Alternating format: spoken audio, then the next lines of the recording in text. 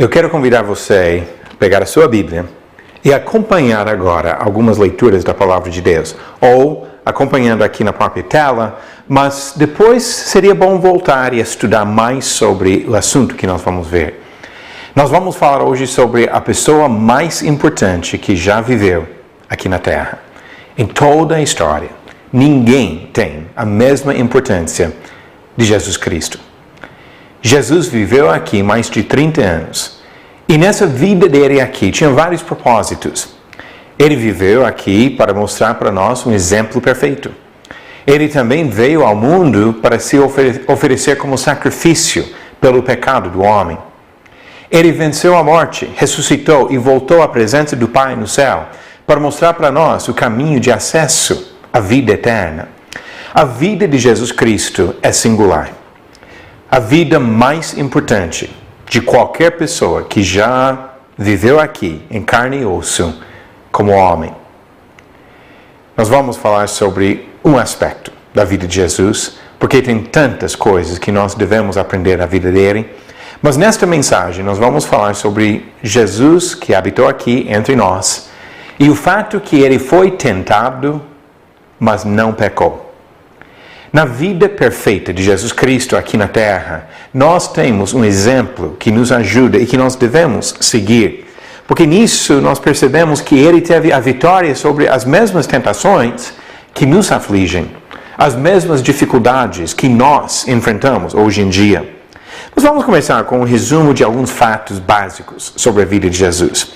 Em Lucas capítulo 24, nós entendemos aqui, do comentário que o próprio Jesus fez, que ele viveu aqui para cumprir as várias profecias das Escrituras do Antigo Testamento. Diz o versículo 44, a seguir Jesus lhes disse, são estas as palavras que eu vos falei, estando ainda convosco. Importava-se cumprisse tudo que de mim está escrito na lei de Moisés, nos profetas e nos salmos. Um dos propósitos da vida de Jesus aqui na Terra foi exatamente isso, de cumprir as profecias do Antigo Testamento. Mas mais do que só cumprir profecias, ele veio fazer algo que o Antigo Testamento não tinha condições de fazer. Jesus respondeu ao desespero de homens condenados pelo próprio pecado, pela lei do Antigo Testamento, mas que não acharam a solução ao problema do pecado no Antigo Testamento. Em Gálatas 3, versículo 22, Paulo disse, mas a Escritura encerrou tudo sobre o pecado, para que, mediante a fé em Jesus Cristo, fosse a promessa concedida aos que creem. Neste versículo, ele usa a palavra Escritura para se referir ao Antigo Testamento. O Antigo Testamento encerrou tudo sobre o pecado, todos condenados pelo próprio pecado. Mas a resposta vem em Jesus Cristo. E assim, em Romanos capítulo 7, no versículo 24, Paulo chega a concluir o problema que ele sentia, como judeu vivendo sob a lei do Antigo Testamento. Ele grita desesperadamente, desventurado homem que sou, quem me livrará do corpo desta morte? Jesus veio responder a esta necessidade do homem. E assim, logo no versículo seguinte, graças a Deus por Jesus Cristo, nosso Senhor. Jesus veio para responder a essa necessidade, mas ele veio em forma de homem. Ele nasceu como ser humano. Lucas capítulo 2, versículos 10 e 11, o anjo, porém, lhes disse, não temais, eis aqui vos trago boa nova de grande alegria, que o será para todo o povo. É que hoje vos nasceu na cidade de Davi o Salvador, que é Cristo, o Senhor. Jesus nasceu, viveu e depois morreu. E nesta vida toda, nenhuma vez pecou. 1 Pedro capítulo 2, versículo 21 ao 23, disse, porquanto para isto mesmo foste chamados, pois que também Cristo sofreu em vosso lugar, deixando-vos exemplo para seguirdes os seus passos, o qual não cometeu pecado, nem dolo algum se achou em sua boca. Pois ele, quando ultrajado, não revidava com ultraje. Quando maltratado, não fazia ameaças, mas entregava-se àquele que julga retamente. Jesus viveu sem pecado, embora ele sofreu todas as mesmas tentações que nós sofremos. E depois de viver e morrer, Jesus foi sepultado e ressuscitou. A primeira carta aos Coríntios, capítulo 15, versículos 3 e 4, Paulo disse: Antes de tudo vos entreguei o que também recebi, que Cristo morreu pelos nossos pecados, segundo as Escrituras, e que foi sepultado e ressuscitou ao terceiro dia, segundo as Escrituras. E depois de morrer, ser sepultado e ser ressuscitado, Jesus entrou na presença do Pai dele, no céu.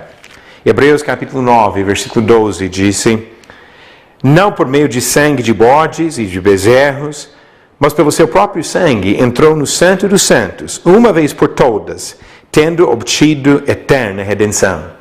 E versículo 24 explica que esse lugar, esse santuário, está no céu, na presença do Pai. Jesus veio ao mundo, nasceu, viveu uma vida perfeita, sem pecado, morreu, foi sepultado, foi ressuscitado e voltou à presença do Pai no céu. Resumidamente, a vida de Jesus, aquele que habitou entre nós. Mas o que ele mostrou para nós nesta vida? O que nós vamos destacar nesta mensagem de hoje é a ideia apresentada especialmente no livro de Hebreus, que Jesus, por meio de uma vida sem pecado, se qualificou para ser nosso sumo sacerdote. Hebreus capítulo 4, começando no versículo 14, vamos observar alguns fatos importantes sobre Jesus e esta vida perfeita. Diz no versículo 14: Tendo, pois, a Jesus, o Filho de Deus, como grande sumo sacerdote que penetrou os céus, conservemos firmes a nossa confissão. Aqui ele é o Filho de Deus que merece estar na presença de Deus. Diz que ele penetrou os céus depois de cumprir a sua missão aqui. Diz também que ele é o nosso grande sumo sacerdote. E depois nós vamos ver um pouco mais sobre essa questão do sacerdócio de Jesus. E mais uma observação aqui nesse versículo, que por causa disso que ele fez, se torna firme a nossa confissão. A base da confiança que nós temos hoje se baseia na vida perfeita de Jesus Cristo.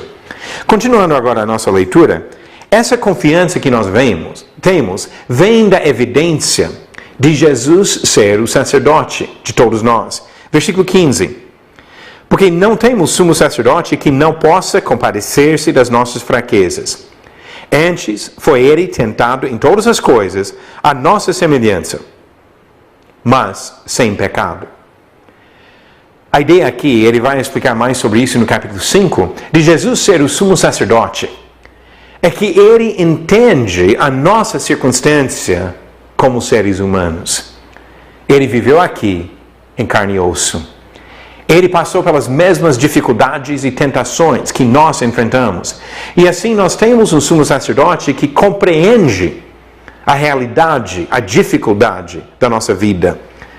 E mais uma coisa, quando pensamos sobre isso, devemos entender que Jesus foi tentado em todas as coisas, a nossa semelhança. Jesus teve que controlar a língua e não falar, talvez, tudo que o homem gostaria de falar.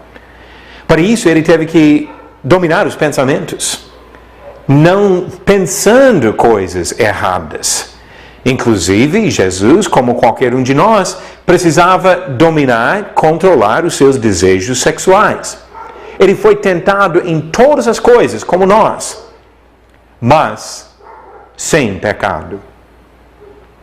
Nós todos enfrentamos tentações. Podemos passar por tentações até um certo momento e, infelizmente, cedemos a algumas dessas tentações. Pecamos contra Deus. Fazemos algo que é contra a vontade de Deus. E o pecado é exatamente isso. A transgressão da lei de Deus. Pecando contra os princípios que Ele revela. Jesus enfrentou as mesmas tentações.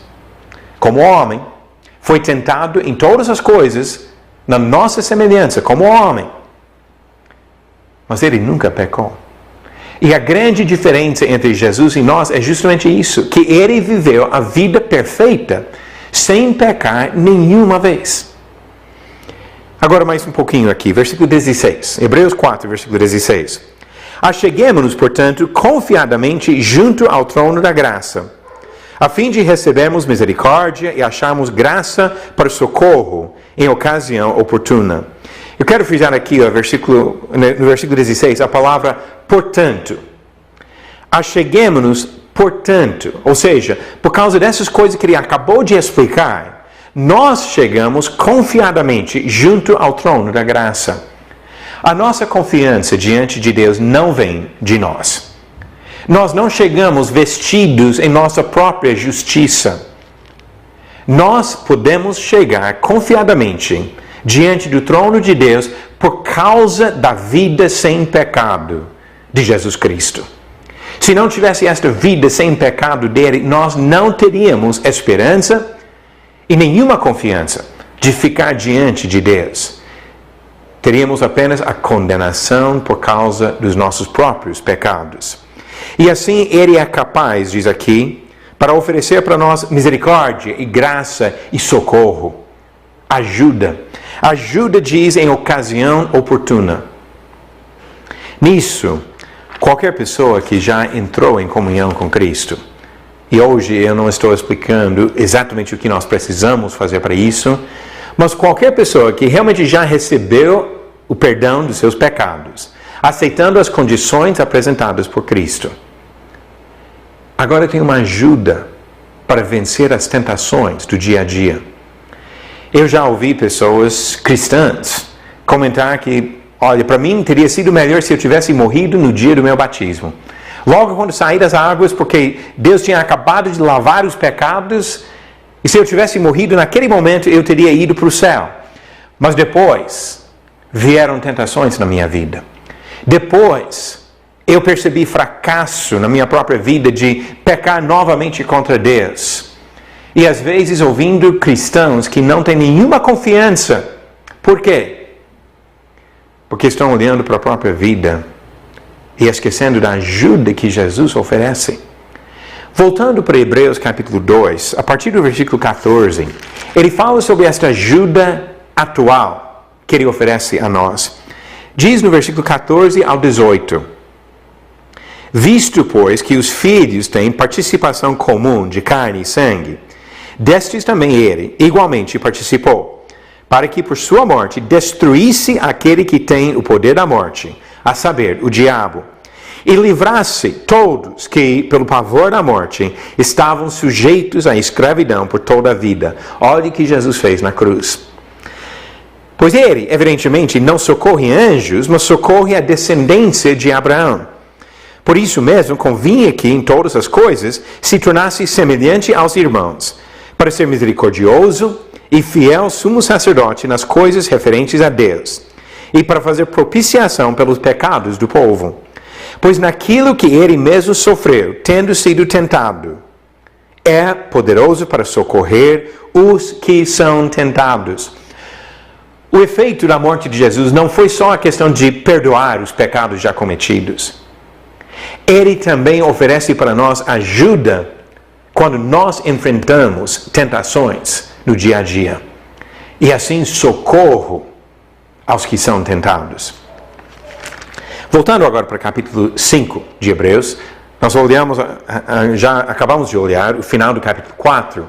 Agora no capítulo 5, ele continua falando sobre essa questão de Jesus como sacerdote. Num sentido apresentado aqui, Jesus não foi sacerdote antes de vir à Terra.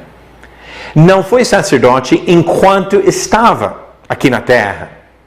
Ele se tornou sacerdote depois da sua vida aqui, quando ele voltou à presença do Pai no céu.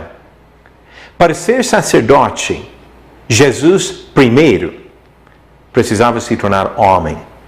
Ele precisava viver na carne, habitar entre nós, para se qualificar como sacerdote. E é isso que o autor de Hebreus apresenta no começo do capítulo 5. Versículo 1, porque todo sumo sacerdote, sendo tomado dentre os homens, é constituído nas coisas concernentes a Deus a favor dos homens, para oferecer tanto dons como sacrifícios pelos pecados. Todo sumo sacerdote sendo tomado dentre os homens. Antes de se tornar homem, Jesus não tinha a qualificação de ser sumo sacerdote.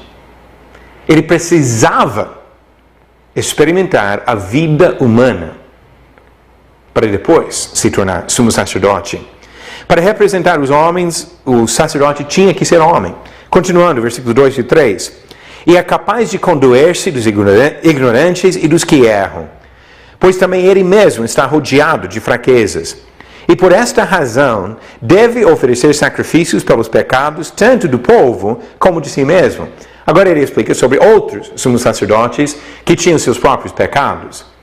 Mas Jesus precisava desta qualificação de ser homem para ser sacerdote.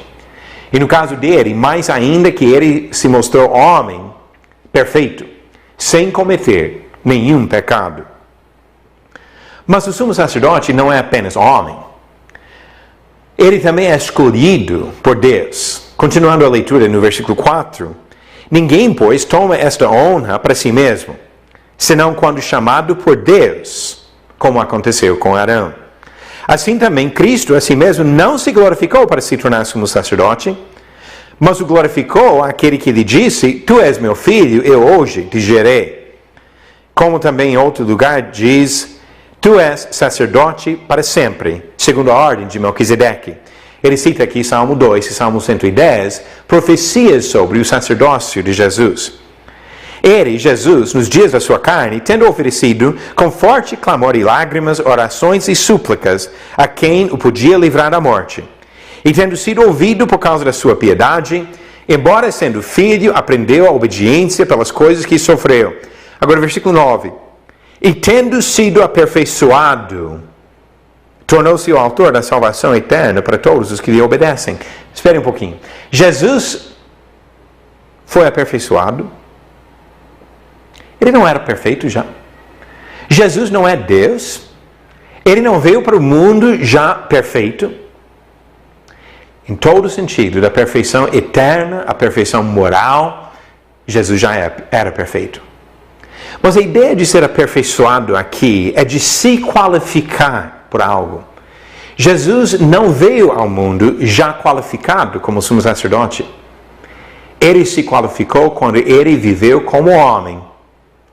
Sofreu as tentações que nós enfrentamos na nossa vida como homem. E foi tomado dentre os homens para ser o sumo sacerdote. E assim ele foi aperfeiçoado, sendo obediente como homem.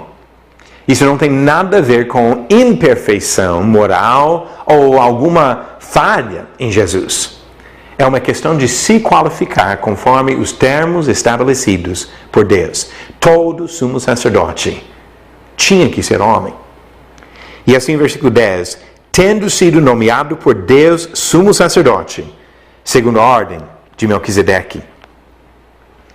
Jesus veio ao mundo, viveu uma vida perfeita, sem pecado.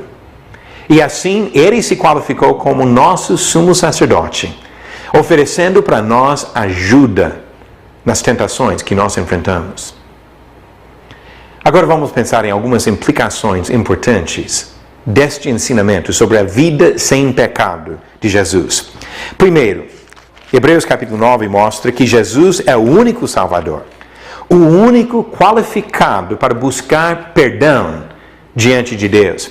Hebreus capítulo 9, do versículo 11 ao 15, o autor diz: quando, porém, veio Cristo como sumo sacerdote dos bens já realizados, mediante o maior e mais perfeito tabernáculo, não feito por mãos, quer dizer, não desta criação, não por meio de sangue de bodes e de bezerros, mas pelo seu próprio sangue entrou no Santo dos Santos uma vez por todas, tendo obtido eterna redenção.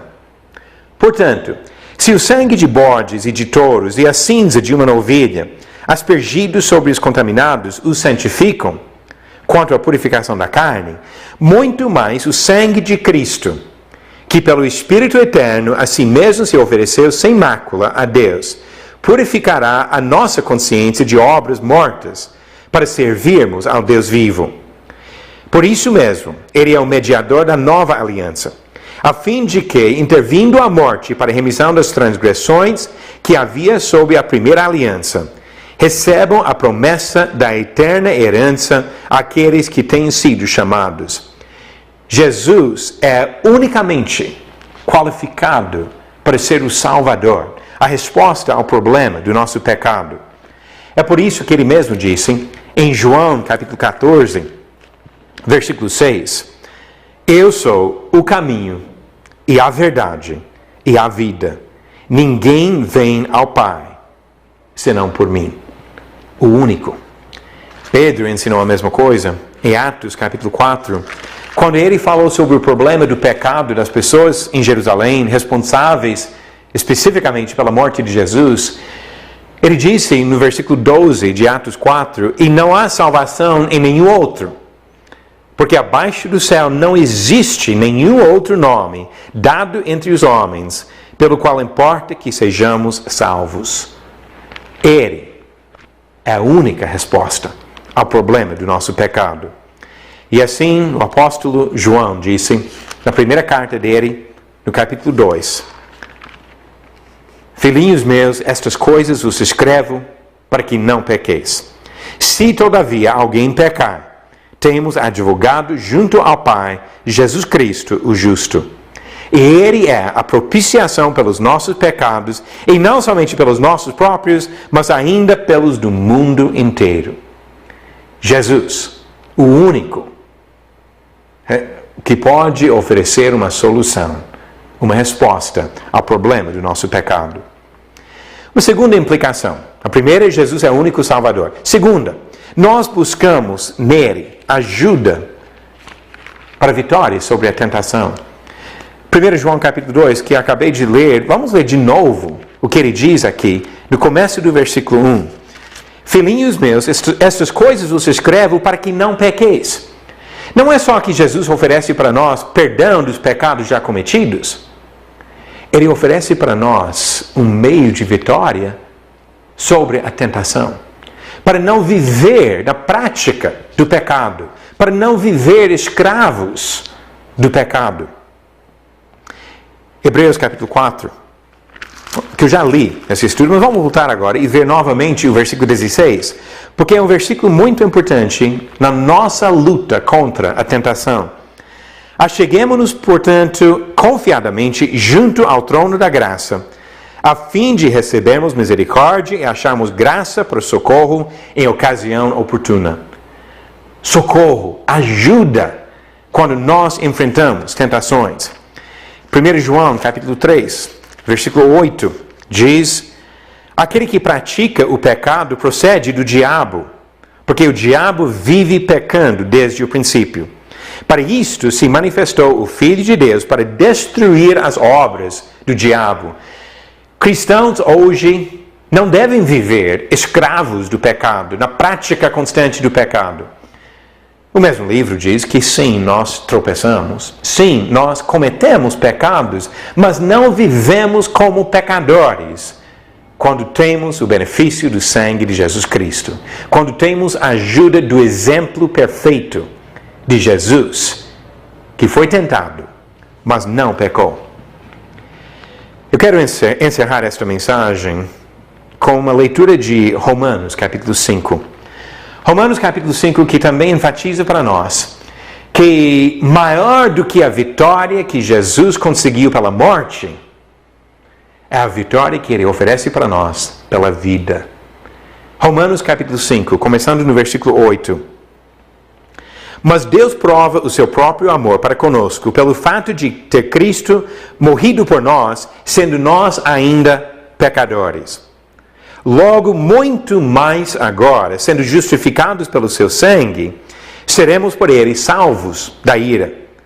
Porque se nós, quando pecadores, inimigos, se nós, quando inimigos, fomos reconciliados com Deus mediante a morte do seu Filho, muito mais estando já reconciliados, seremos salvos pela sua vida. E não apenas isto, mas também nos gloriamos em Deus por nosso Senhor Jesus Cristo, por intermédio de quem recebemos agora a reconciliação. Tem tantos outros trechos que enfatizam a mesma coisa. A vitória que nós temos em Jesus Cristo hoje, porque Ele venceu o pecado. Mas a vitória dele sobre o pecado não foi só a morte na cruz. Não foi só a ressurreição, embora sejam aspectos importantíssimos do plano da salvação. Jesus venceu o pecado na vida. Jesus viveu aqui como homem. Foi tentado em todas as coisas como nós, mas sem pecar. Nós temos na vida sem pecado de Jesus a esperança da vitória sobre o pecado, a esperança da vitória eterna para estar na presença de Deus para sempre. Jesus foi tentado, mas não pecou.